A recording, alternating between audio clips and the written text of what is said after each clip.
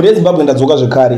nenyaya iri kutenderera makazviona mese imimi kuti Welshman Ncube ndiye akazongobuda akati right inini ndatoo leader weopposition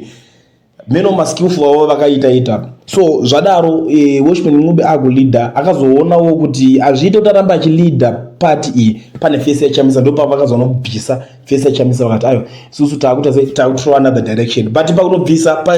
press conference kako kavakaita aiblema chamisa pazvinhu zvaitotaura ipapo vanhu havana kufara nazvo vanhu vakawanda vakabva vataura kuti bhabhai vakobada chibva imaita zveupenyu hwenyikoko hatichadi kunzwa nezvenyu unoziva kuti mazimbabweans havasi vanhu vanonyanyisa kusekerera so panapa ndiri kusangana nauyo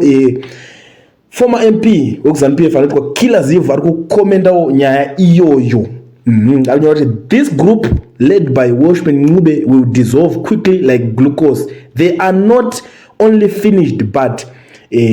have also been marginalized from Zimbabwean politics for good.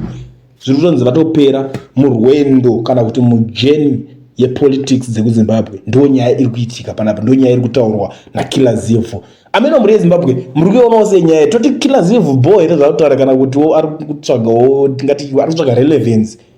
kana kuti toti Killer Ziv idai hard supporter wo rachamisawo here kana kuti munoionawo senyaya imimi do you think kuti zviri kutaura Killer Ziv ichokwadi here